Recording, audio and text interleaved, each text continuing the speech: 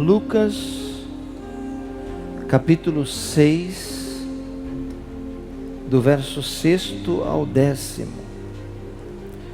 E diz assim: E sucedeu que entrou ele na sinagoga, e era Shabat, e ensinava.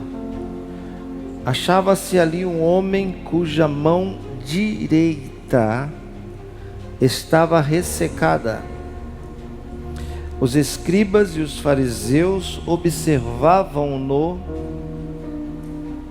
procurando ver se ele faria cura no Shabat, a fim de acharem de que o acusar. Mas ele, conhecendo-lhe os pensamentos, disse ao homem da mão ressecada: Levanta-te e vem para o meio. E ele, levantando-se, permaneceu em pé. Então Jesus lhe disse: Que vos parece? É lícito no Shabat fazer o bem ou o mal? Salvar a vida ou deixá-la perecer? E fitando a todos ao redor, disse o homem: Estende a mão. Ele assim o fez, e a mão lhe foi restaurada. Amém? Amém? Quero agradecer os músicos, obrigado, viu? Pode descansar, descansa os dedos aí, fique em paz. Obrigado, obrigado.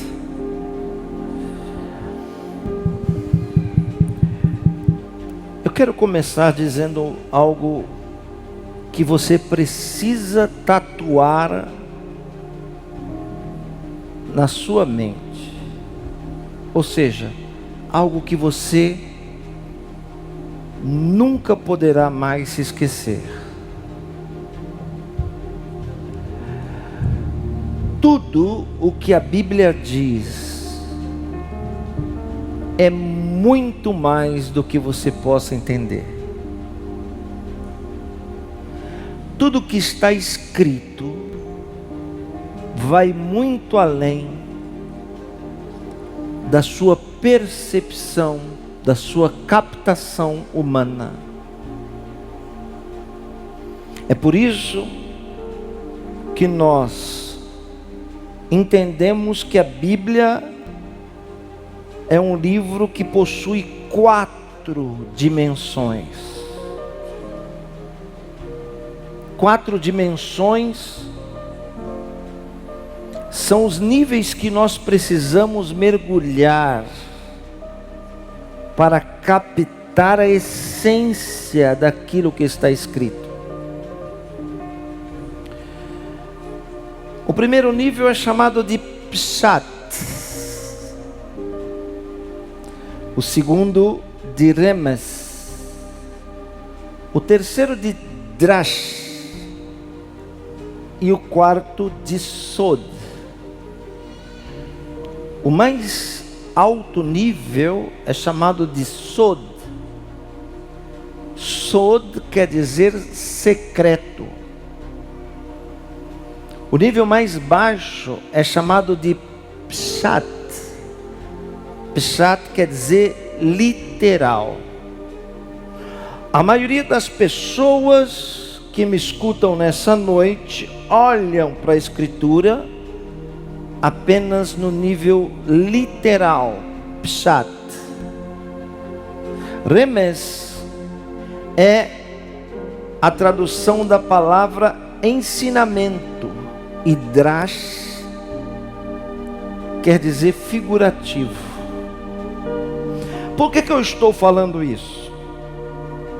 Porque nós acabamos de ler a narrativa de um milagre que Jesus realizou na vida de um homem.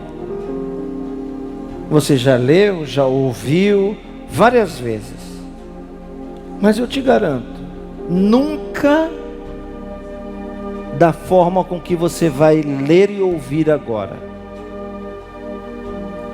Preste atenção nas colocações do texto.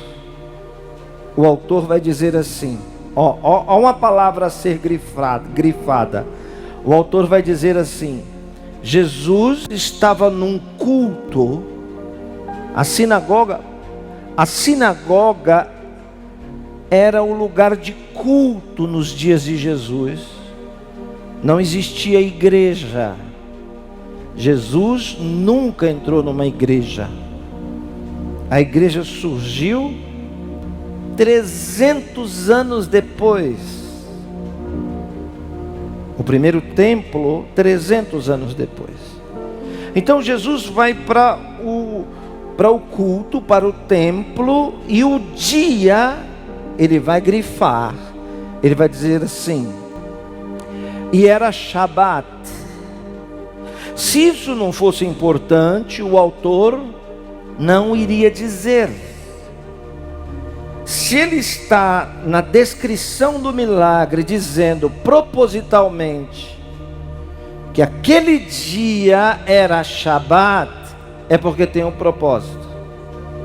Ele vai dizer mais, ele vai dizer assim, ora estava ali um homem cuja a sua, agora propositalmente, cuja sua mão direita estava ressecada.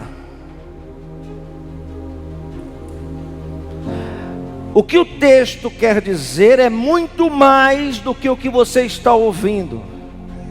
Quer ver? O texto mais arcaico para essa tradução vai dizer: ora, estava ali um homem com a mão leprosa.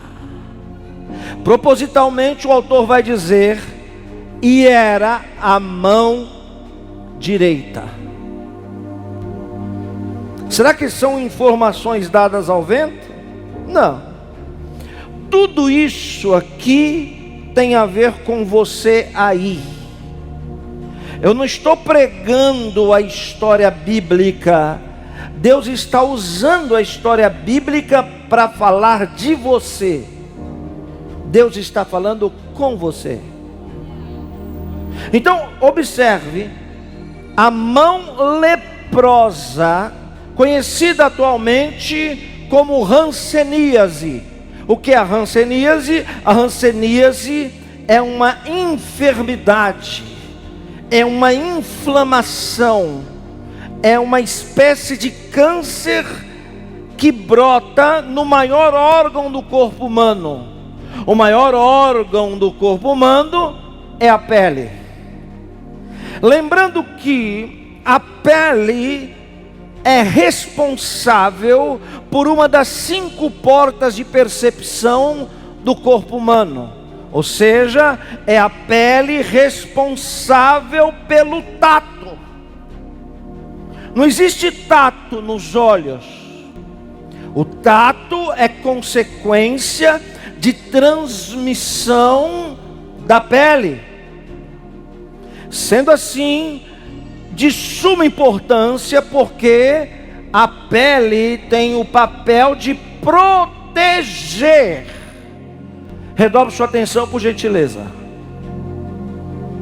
Se você passar perto de uma fogueira, quanto mais perto você chegar, mais calor você vai sentir. Se você chegar muito perto, vai chegar um ponto que você não vai suportar o calor. Por quê? Porque a pele está transmitindo um sinal para o seu cérebro de proteção, em que aquele fogo pode lhe causar danos. Da mesma forma, o frio. Se você ficar em um lugar gelado, desnudo, a pele vai emitir um sinal para o seu cérebro que você está correndo perigo de vida, e que se você insistir com aquele gelo, você pode morrer de hipotermia. Biblicamente falando, a Bíblia trata, preste atenção, a doença da pele, a lepra, com minuciosidade. A Bíblia diz que se alguém for acometido de lepra, e o sumo sacerdote, ou o sacerdote, quando vai examinar, declarar que aquela pessoa está leprosa, redobre sua atenção, imediatamente, tudo o que essa pessoa tocou, deve ser queimado. A cama, o lençol, a roupa, o sapato, a casa. A Bíblia determina, se alguém for considerado leproso, ele deve ser arrancado do seio da sociedade e deve ser isolado em uma cidade refúgio. Portanto, biblicamente falando, a lepra é um sinal de um pecado terrível, poderoso. O leproso não poderia, em hipótese alguma, ter contato com quem não era. Se um leproso fosse visto andando na rua, ele deveria ser levado para fora da cidade e apedrejado. É isso que está escrito. Porque a lepra era considerada uma enfermidade espiritual.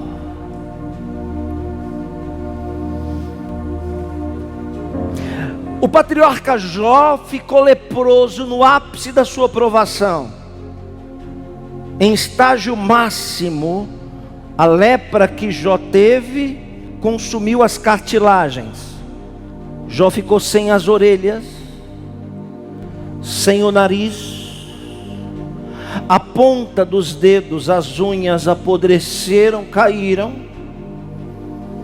e os seus amigos tiveram que cavar um buraco com 8 metros de profundidade para Jó morar lá. Por que Jó deveria morar num buraco com 8 metros? Eu lhe respondo: por causa do odor do seu corpo. O cheiro do seu corpo apodrecendo era medonho, de modo que esse odor atraía as bestas feras do campo. As aves de rapina caçavam Jó, porque ele era um cadáver ambulante. Então, os seus amigos cavaram um buraco e o colocaram lá, porque o cheiro não tinha força para subir para a superfície de 8 metros de profundidade. Não perdendo apenas as suas unhas e as cartilagens, o seu cabelo cai e os seus olhos ficam brancos, porque no ápice da lepra a pessoa cega. A Bíblia vai falar de outras pessoas leprosas, eu não quero me deter, mas preste atenção no que eu estou falando. A Bíblia vai dizer que este homem, que foi neste culto onde Jesus estava, era leproso. Só que a Bíblia vai narrar um detalhe que você não prestou atenção.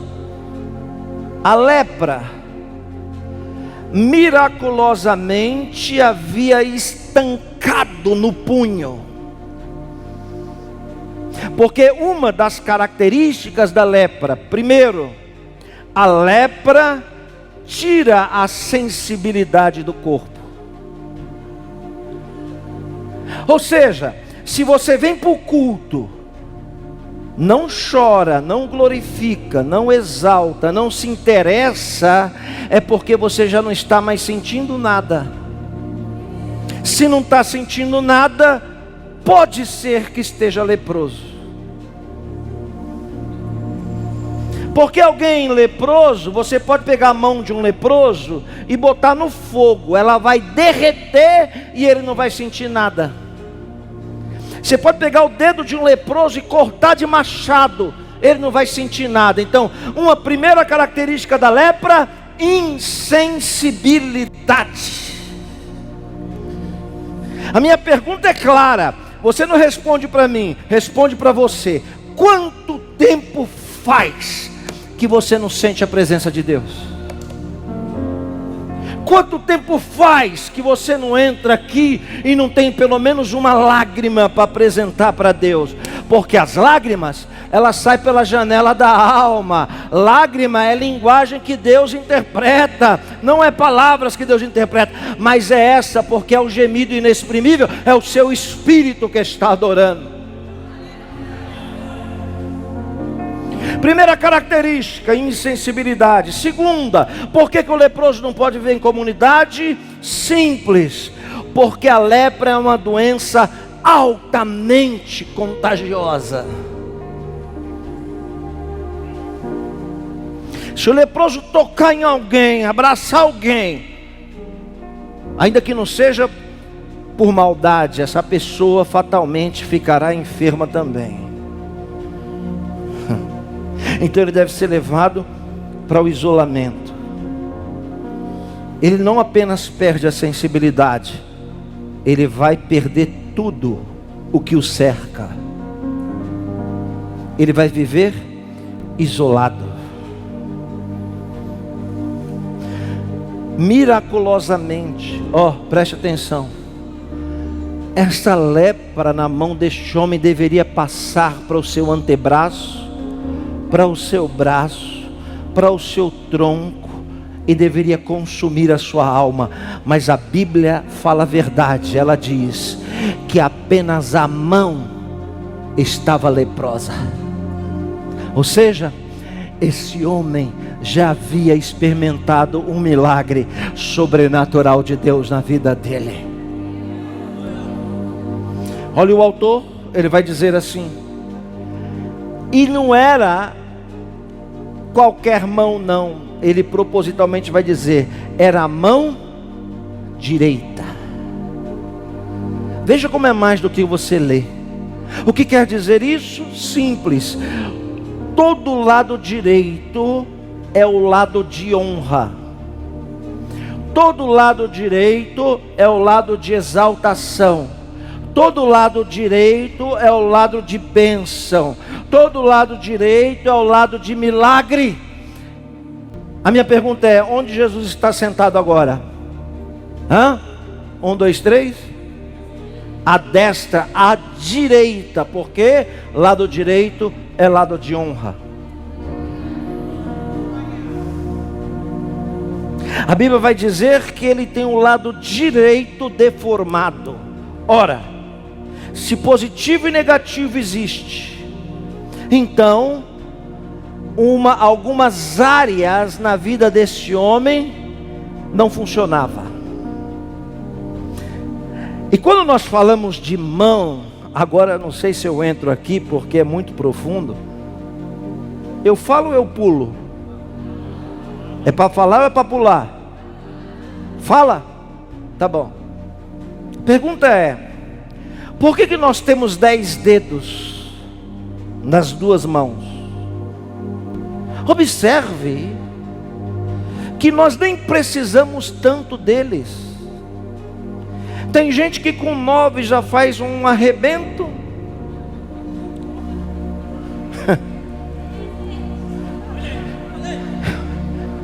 Nós nem precisamos de 10.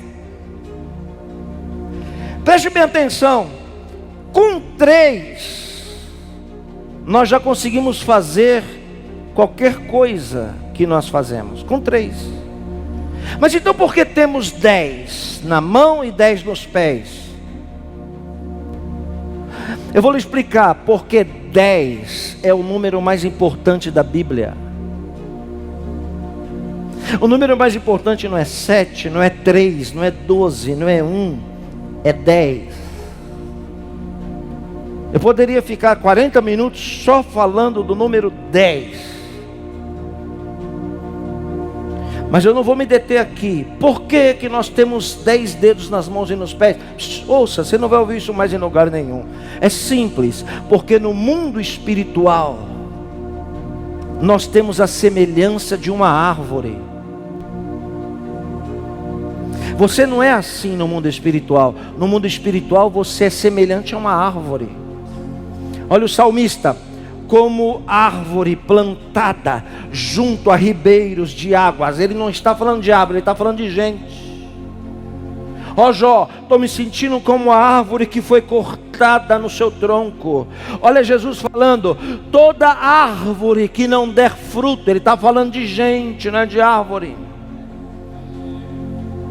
será cortado e lançado no fogo. Está falando de gente e não de árvore.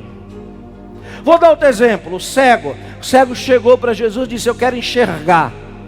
Jesus foi e colocou o dedo nos olhos dele e perguntou, o que você está vendo? Aí o cego disse, eu estou vendo os homens andando como árvores. Aí Jesus foi e colocou a mão de novo e disse, e agora? Ele disse, agora eu estou enxergando. Será que Jesus errou na primeira? Não errou, ele exagerou no poder, porque ele abriu os olhos espirituais daquele homem e ele estava vendo o plano físico funcionar. Aí ele colocou a mão de novo e recalibrou para o mundo físico. Ele disse, agora estou enxergando. Então o que 10 dedos e 10 dedos tem a ver com árvore? E agora eu lhe explico. Porque a árvore da vida, Etzraim, que estava no centro do jardim do Éden, tinha 10 raízes, chamada em língua hebraica de Sefirot. Sefirot é chamado em português de emanação, ou seja, cada raiz daquela dentro da terra era um caminho que Deus saiu da eternidade e veio para o mundo físico. Mas por que 10? É simples, vai abrir o Gênesis e vai ler. E disse Deus, haja, vai contar, hein? Haja.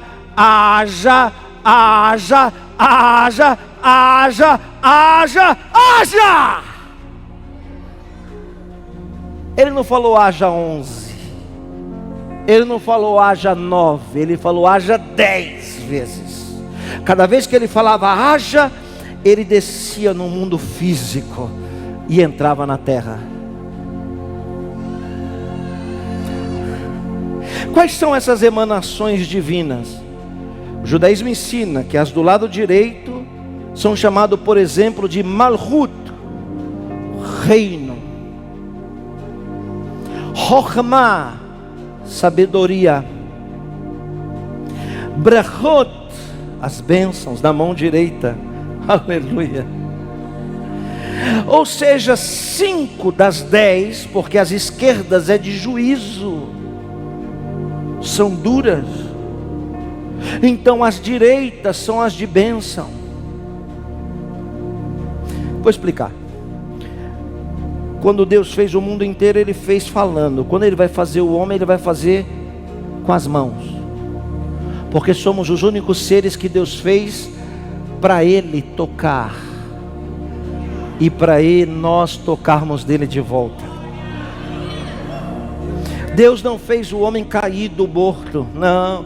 Deus fez o homem de pé, plantado na terra.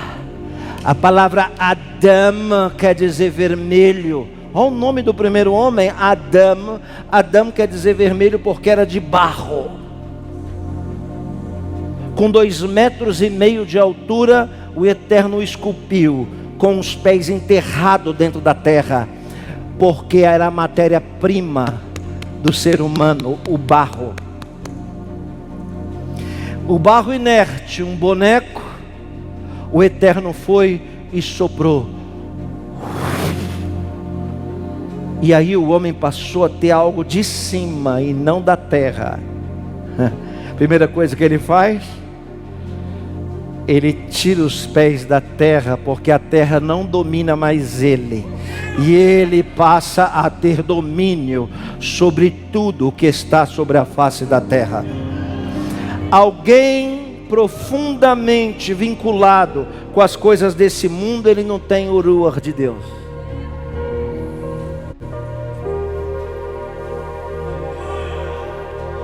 O que isso quer dizer? Isso quer dizer que este homem tem um bloqueio nas bênçãos da sua vida. ele não sabe o que é honra, ele não sabe o que é sabedoria, ele não sabe o que é paz, estão do lado direito. Elas estão destruídas à mão direita.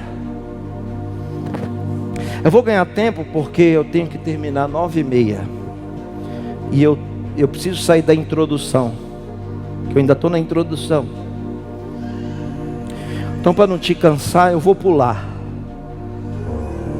Alguém disse para esse homem, e ele não era daquele lugar, ele não era daquela comunidade onde Jesus foi pregar, mas alguém disse para ele, lá na cidade refúgio onde ele estava escondido, alguém disse: um rabino diferente vai pregar lá na sinagoga no Shabat. Algo muito forte disse para ele: vai lá no culto.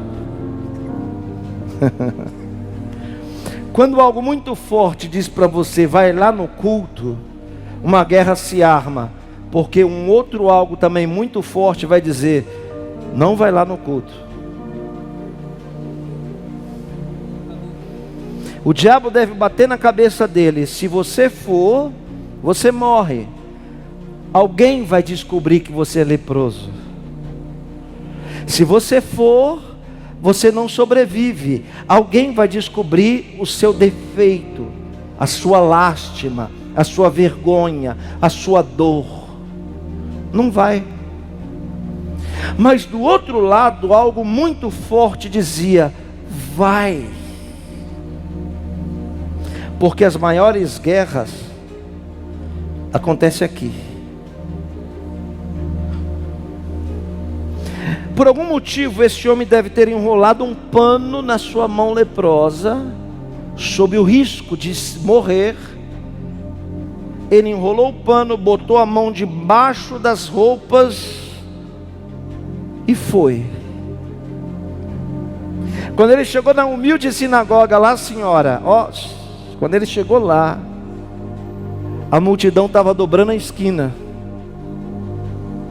Essa sinagoga existe até hoje, as ruínas dela, pequenininha. Multidão dobrando a esquina. Por quê? Porque existiam dois grupos de pessoas lá. Primeiro, um grupo que foi ver Jesus para o acusar, e um outro grupo que foi para receber um milagre sobrenatural. A grande maioria foi para ver no que acharem de que o acusar. E o outro grupo, não é da maioria, é de uma única pessoa, que saiu de casa e disse: meu problema é grave, é sério, mesmo assim eu vou lá porque só Ele pode resolver. Eu não sei a qual desses dois grupos você pertence. Quando ele chegou, ele deve ter chegado com medo de alguém reconhecer ele, e ele foi se achegando, ficou lá na porta. Preste atenção no que vou dizer, agora é importante, e você vai se arrepiar. Nesta sinagoga que o texto sugere, as pessoas não ficam como vocês estão sentados. Como vocês estão sentados? Todo mundo virado para o mesmo lado, e só eu virado para vocês. Na sinagoga é diferente. Na sinagoga é diferente. Já é para eu parar, moça? Já é para eu parar de pregar? Já está tocando. Na sinagoga, olhe para mim, a tribuna onde se prega, a bimá, ela fica no meio, e não na frente, ela fica no meio, e as pessoas vão sentar ao redor do altar. Por que isso? Porque na sinagoga a palavra é o centro do culto. As pessoas vão ficar como um quadrilátero ao redor dela, simplesmente por um motivo. Porque quando o pregador vai pregar, ele deve, porque está no meio, pregar em círculo. no sentido horário. Ele prega assim, ó, de modo que ele está olhando para todos ao redor. Ó o pregador no meio, ó. Por que ele prega no sentido horário? Porque ele está trazendo uma mensagem da eternidade para o mundo físico, sentido horário. Muito bem. Quando o pregador prega que ele passa na sua direção, aquilo que ele está falando é para você. Ele profetizou para você e continuou no tempo, porque tudo que é dito tem o seu tempo certo para se cumprir.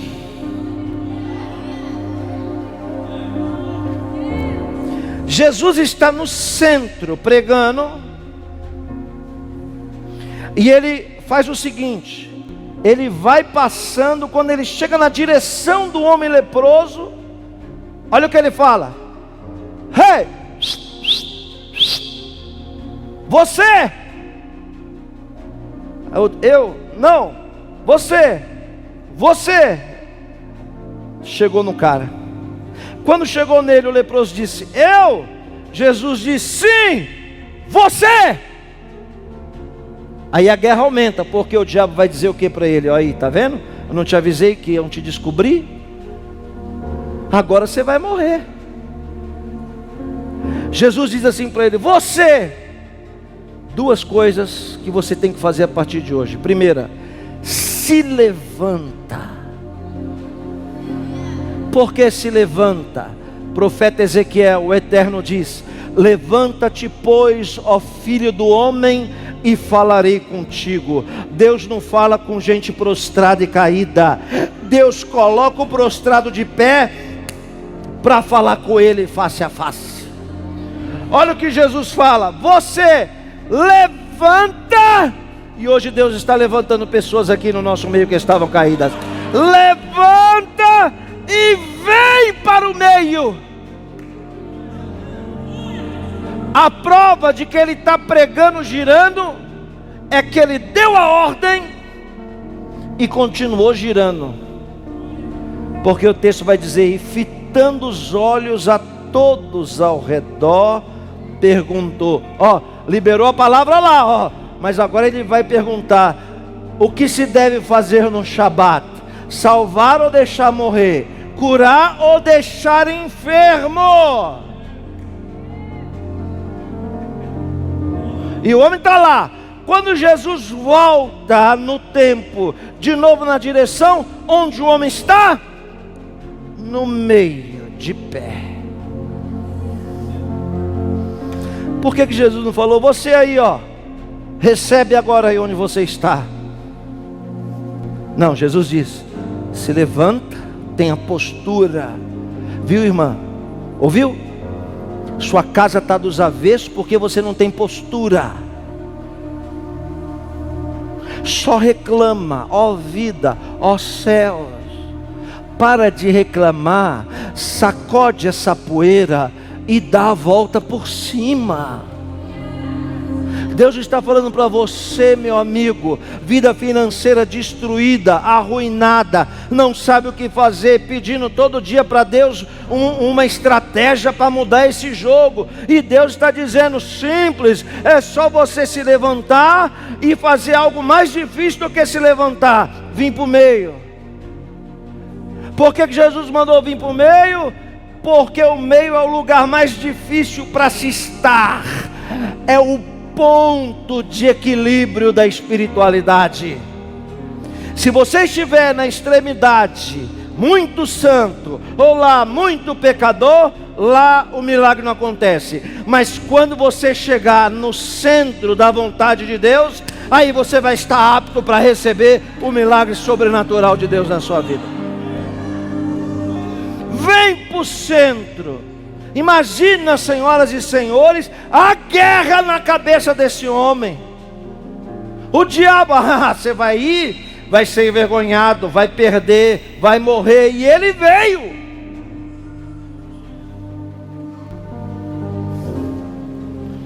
Quando ele chegou no meio, que Jesus deu a volta, e chegou nele, ele estava do lado de Jesus. Jesus deve ter dado um sorriso.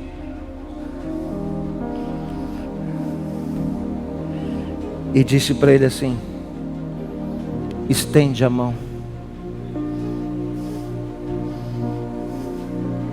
Aí o diabo entrou e disse: não falei? Vai morrer. Porque se ele está mandando você estender a mão, é para mostrar para todo mundo que você é leproso. É para você mostrar para todo mundo o seu defeito, sua fraqueza, o seu problema, seu ponto fraco. Êxodo capítulo 4, Akadosh Baruhu, o santo e o bendito, falou para Moisés: Daber Hashem ve Moisés. E disse o Eterno a Moisés: o que você tem na mão? Moisés falou: eu tenho um cajado aqui que eu corro atrás dos cabritos. Deus disse: não, você não tem um cajado. Ele disse: tenho, está aqui, ó. O Eterno disse: isso não é um cajado. Ele diz: está aqui, ó, o barulho na pedra. Tá. Porque tem muita coisa que Deus colocou na sua mão que você acha que é uma coisa e na verdade é outra. Deus disse: quer ver? Eu vou te mostrar como não é. Abre mão do que você tem na mão. Se você quer ver o que Deus colocou na sua mão, você só vai ver quando você abrir mão disso. Esse é o gesto mais difícil que existe: abrir a mão. Quando Moshe Rabbeinu abre, o cajado vira uma serpente. Moisés com 80 anos começa a fugir. Deus disse: não, eu só queria te mostrar que você achou que era uma coisa e é outra. Não é para fugir, vai lá e pega pela cauda. Quando ele pegou pela cauda, a serpente virou cajado de novo. Deus disse: está vendo? Está vendo como eu sei coisa que você não sabe? Está vendo como eu vejo coisa que você não vê? Está vendo como eu escuto coisas que você não escuta? Está vendo? Está vendo como você achou que você estava no controle e eu mostrei para você que você não está no controle? Que está na sua mão porque foi eu que coloquei, e que se sair e eu der ordem vai voltar para sua mão de novo?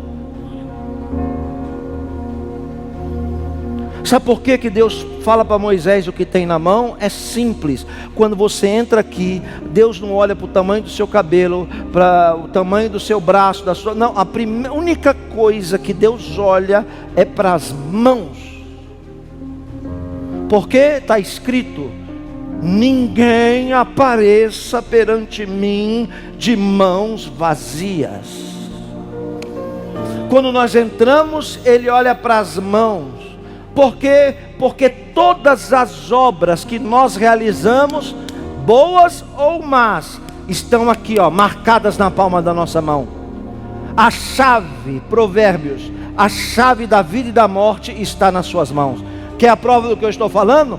Davi vai fazer um templo para Deus com o dinheiro dele, com o ouro dele, com a madeira dele. Ele disse: eu vou fazer um templo. Deus diz: você não pode fazer. Davi diz: por que não? Aí Deus diz: porque tem sangue na sua mão. E Davi vai olhar e dizer: mas não estou vendo nada. Cuidado onde você põe a mão. Quando o escritor no Novo Testamento, da Brit Hadashah, diz assim, que Jesus é a cabeça, a igreja é o corpo, é erro de interpretação. Porque na verdade Jesus é a mente e a igreja são as mãos. Não, você não entendeu. Um dia alguém imaginou fazer esse templo, esse galpão, mas ele não existia. Ele existiu primeiro na mente, mas só passou a existir quando alguém construiu com as mãos. Então Jesus pensa e a igreja constrói, realiza. Eu vou repetir, eu acho que você não entendeu. Todas as nossas obras estão marcadas na mão. Não entendeu?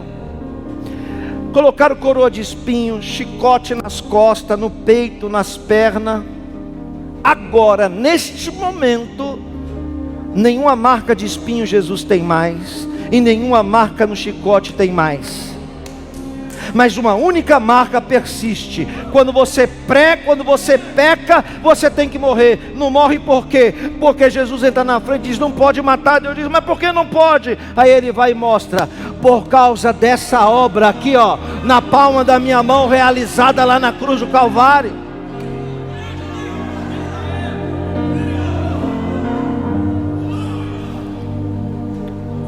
Jesus diz para o homem: estende a mão. Olha para mim, nada neste mundo agrada mais a Deus e é mais difícil para o ser humano fazer do que estender a mão. Tem pessoas aqui que têm dificuldade de ofertar na casa de Deus. Tem gente me ouvindo aqui que tem dificuldade de ser dizimista. Sabe o que é isso? Mão leprosa. Tem gente aqui que põe a mão nas coisas e não flui. Por quê? Mão leprosa. Vê o irmão caído e faz de conta que não está vendo. Por quê? Mão leprosa. Olha a ordem para o milagre: estende a mão.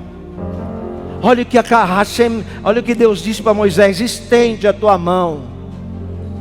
Quando aquela vara virou, a serpente voltou de novo, Deus disse: está vendo, eu estou com você, a sua mão vai ser a minha mão. Moisés ainda titubia, Deus diz: não tem problema, cadê a sua outra mão? Moisés diz: está aqui. O que tem nela? Ele diz: nada. Deus diz: tem sim, eu vou te mostrar. Mete ela dentro da sua roupa, no seu coração, aonde ninguém vê, onde todo mundo esconde. Moisés diz: tá, coloquei a mão no coração. Deus diz: tira. Quando ele tirou, leprosa. Lepra. Deus diz: calma, eu não sou aquele que mostra o defeito e deixa, não. Eu mostro o defeito e mostro como corrigir. Coloca a mão no peito de novo, e quando ele vai de novo, a sua mão é sarada e a pele fica igual de bebê. Sabe por quê, irmão? Porque se tem uma coisa que nós somos especialista, é esconder ferida. Uma coisa que nós somos especialista é esconder defeito.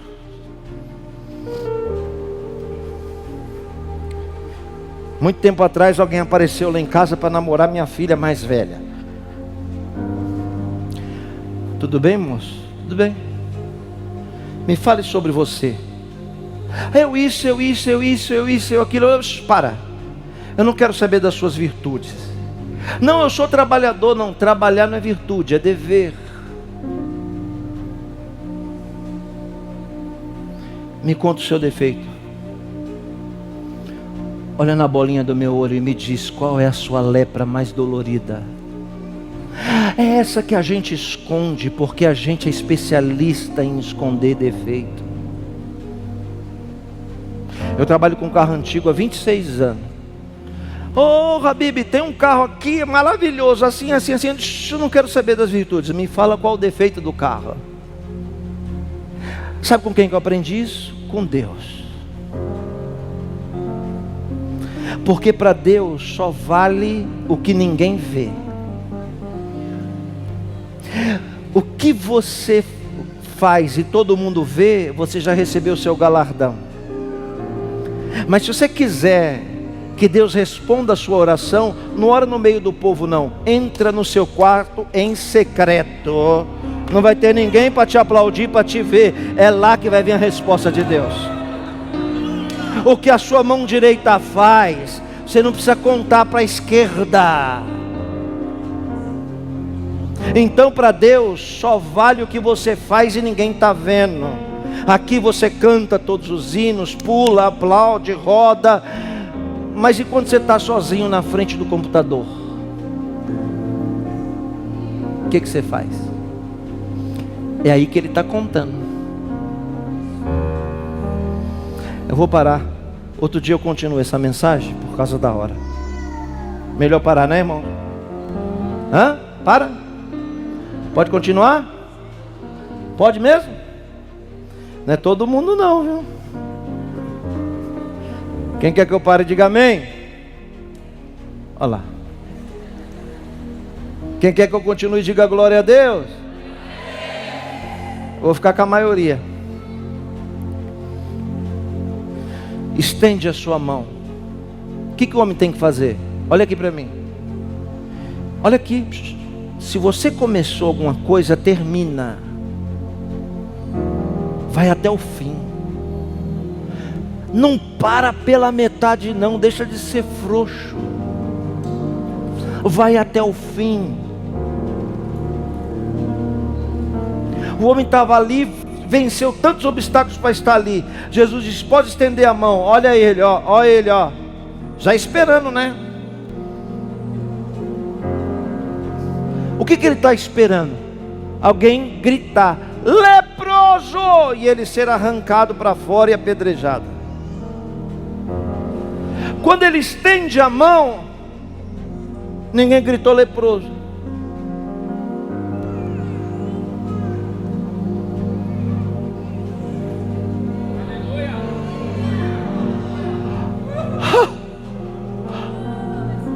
As pessoas ao redor cutucam o outro e dizem: não vi nada demais.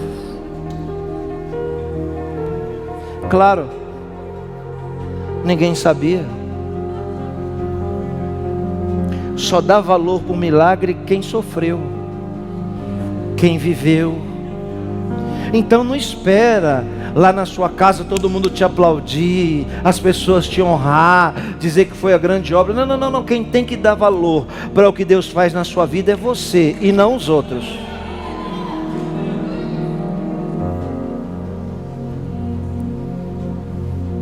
Ele estendeu a mão e a pele estava nova.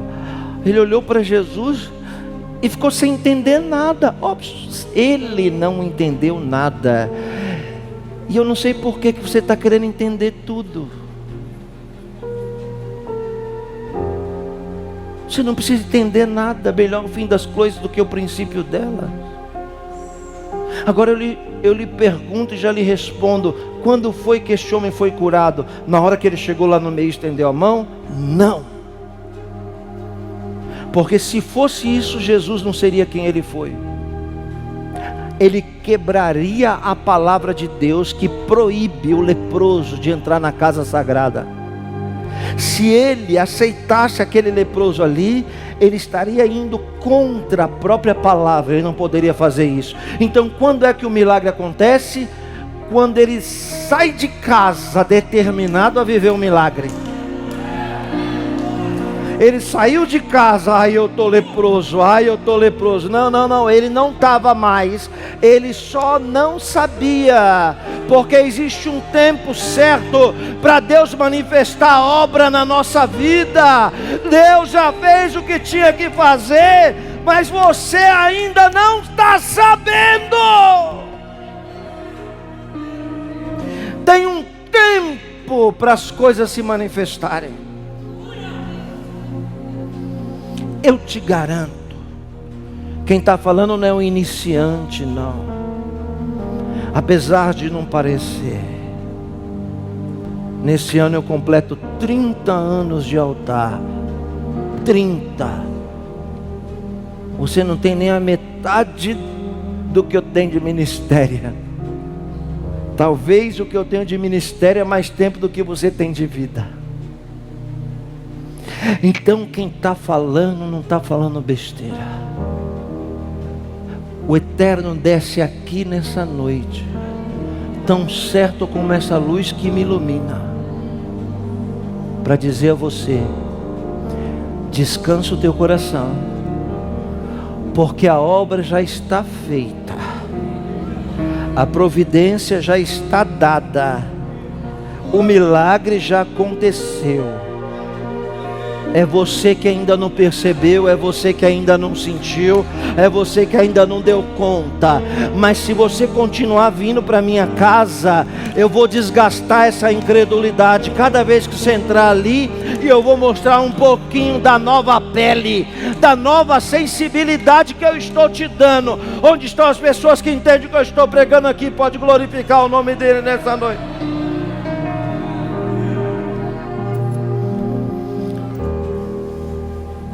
Feche seus olhos.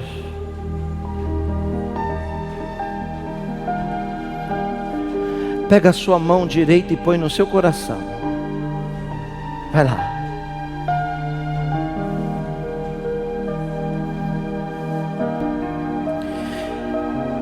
Eu lhe pergunto, o que está leproso aí?